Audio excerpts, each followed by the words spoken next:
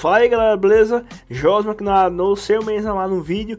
E galera, no vídeo de hoje eu vou trazer pra vocês os melhores nomes da Era de Ouro da WWE, pelo menos ao meu ver, certo? E eu vou considerar nomes aqui que foram nomes lá do main card. Não estou considerando aqui nomes como, por exemplo, o British Bulldog, que foi um nome que muitos dizem que ele podia ser um nome de main card, mas na WWE nunca foi. Ou o Rick Steamboat, que foi mais do mid card. Não, estou considerando aqui nomes do main card, certo? Antes de começar, claro, eu achei para vocês que deixar seu like no vídeo e você que não é no canal, se inscreva. Abrindo aqui nossa lista, eu vou colocar Hulk Hogan. E já de uma forma meio que estratégica, porque Hulk Hogan foi o nome da Era de Ouro, né galera? E eu tô falando disso porque Hulk Hogan, eu não considero ele só em questão de ringue, tá? Até porque o Hulk Hogan, se eu pegar ele nos moldes realmente de um wrestler bom, o Hulk Hogan ele não atinge, eu acho que nenhum deles. Mas o Hulk Hogan ele foi o nome da Era de Ouro pelo fato de ele ter tido vários main events de WrestleMania, ter ganho também vários mundiais, ter feito também vários combates. Então assim, foi um cara que, apesar de ele não ter tido tanto destaque em ringue, mas ele teve vários main events de WrestleMania. E o que eu tô considerando aqui é a questão do que ele já conquistou na WWE, né? Nem pelo fato de que fez bons combates, não. Foi pelo fato de que ele foi mesmo o nome da Era de Ouro da WWE. Ele foi até que o top guy, numa época que, digamos assim, não era bem top guy, né? Mas eu acho que vocês compreenderam que o Hulk Hogan era o nome que tinha mais push lá naquele período. Também vou colocar aqui o Andre the Giant, galera. Andre the Giant, obviamente, não deixei ele aqui de fora dessa lista, porque o cara simplesmente foi um outro grande nome que a gente teve na Era de Ouro da WWE. Andre the Giant chamava muita atenção pelo seu tamanho e peso, era um cara muito grande. Ele fazia objetos como, por exemplo, umas latas normais, sabe, de refrigerante, de cerveja, parecerem uns anéis, sabe, na mão dele, ou até umas borrachas, sabe, ele deixava desse tamanho uma simples latinha. E fora que também o The Giant teve uma grande rivalidade com o Hulk Hogan, que rendeu, né, uma grande audiência, né, um grande público na WrestleMania na qual os dois se enfrentaram, porque a gente tem um Hulk Hogan que era tido como um cara imbatível, e o Andre the Giant que estava, no caso, invicto, com a streak de 15 anos sem ser derrotado por ninguém.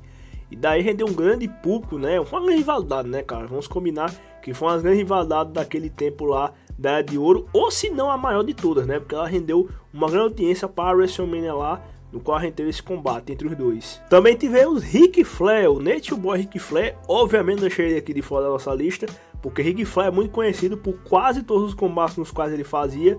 Ric Flair, ele com certeza era um nome que fazia o combate ser muito bom pela sua qualidade em ringue, ou também Ric Flair, praticamente qualquer cara que ele fazia combate, Ric Flair sempre fazia um grande combate, fazia vários combates 5 estrelas também. Eu acho que a rivalidade do Ric Flair que mais fez sucesso nesse período foi a rivalidade que ele teve com o Randy Savage, né, que foi uma grande rivalidade que a gente teve, que ao meu ver rendeu um dos grandes combates desse tempo aí. Realmente falando de ringue especificamente, foi um combate muito interessante mesmo, até porque a gente tinha Ric Flair e também a gente tinha o Randy Savage, que também era um outro grande nome desse tempo aí. E já que eu falei do Randy Savage, vamos falar dele aqui, galera. O Macho Man Randy Savage também foi um outro grande nome aí da Era de Ouro aí da WWE. Randy Savage, que foi um nome que ele sempre ficou lá no mid card e depois ia para o main card. Ele foi um nome que ele deu muita relevância para o título intercontinental, que era o título de mid card lá do período.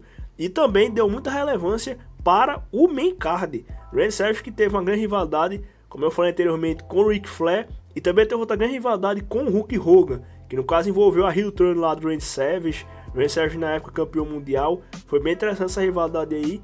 E com certeza eu não deixaria o Randy Savage de fora dessa lista aqui. Também vamos falar de Shawn Michaels, galera. Shawn Michaels eu nunca quis poder deixar ele de fora dessa lista aqui, né?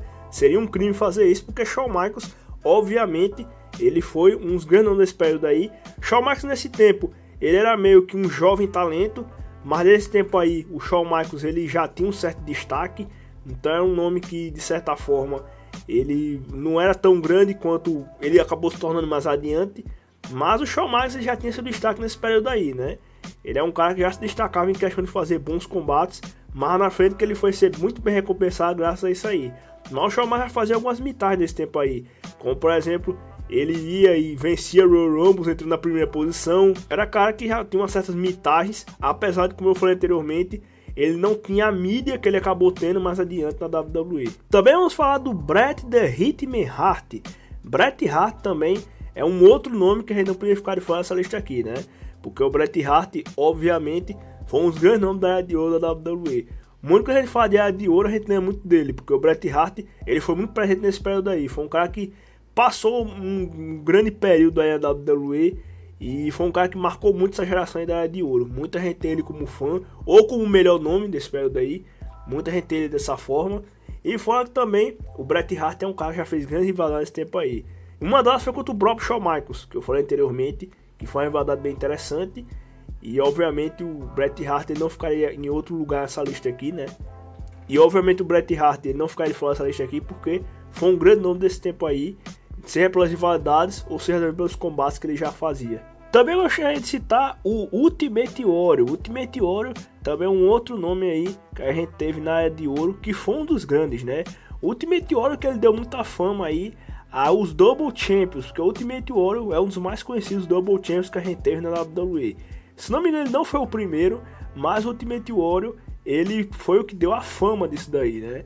Antigamente a gente já teve algum Double Champion aí, mas o Ultimate Warrior foi ele que no caso deu a fama aí, deu a certo reconhecimento aí aos Double Champions. Então foi um cara que ele teve um grande combate com o Hulk Hogan, foi justamente nesse combate que ele acabou virando Double Champion, porque ele era mais o nome lá do mid-card. Aí depois ele acabou vendo o nome do main card quando ele venceu o Hulk Hogan e ficou segurando os dois cinturões, que foi no caso o cinturão de campeão intercontinental e o cinturão de campeão da WWE. Também eu não deixaria de fora Ted DiBiase, o $1 Million Ted DiBiase, ele que é considerado por muitos como o melhor heel da história da WWE, e é bem interessante que o Ted DiBiase, pelo menos ao meu ver, ele foi o primeiro heel na WWE que foi bastante chamativo. Ao meu ver foi o Ted DiBiase porque era bem interessante o quão vilão ele era, o jeito que ele era vilão, né? Porque era um cara que basicamente ele pagava as pessoas para fazer as coisas por ele. Era bem engraçado ele fazer na cara dura, ele pagava lá na frente de todo mundo. Não é que nem tem certos lugares hoje que tem pagação de propina, né? Não, o Ted DiBiase ele pagava na cara dura mesmo, mas na frente de todo mundo ele fazia, ó, eu vou dar esse dinheiro aqui pra você, você faz isso aqui pra mim.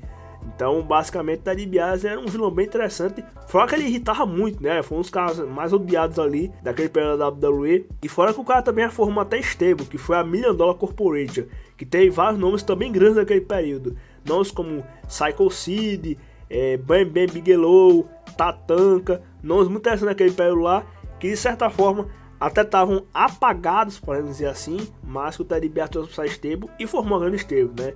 Vamos concordar com isso. Undertaker, galera, também está presente aqui na nossa lista. Ele que naquele período era um jovem talento, assim como por exemplo Shawn Michaels, mas Undertaker já chegou com o pé direito na WWE. O cara já chegou meio que sendo o nome lá do main card, né?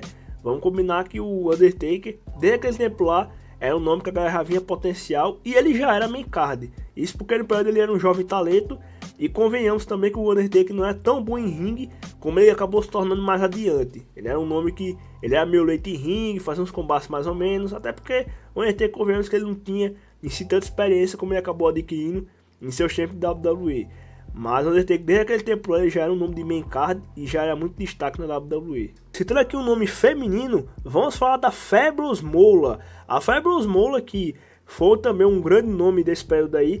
Para eu não deixar de fora aqui o nome femininos, vou citar ela aqui para representar as mulheres, porque a Fabulous Moolah, ela foi o destaque desse período aí, da WWE, pelo menos na parte feminina, na minha opinião, porque a Fabulous Moolah, ele teve aquele reinado dela de 28 anos como campeã feminina.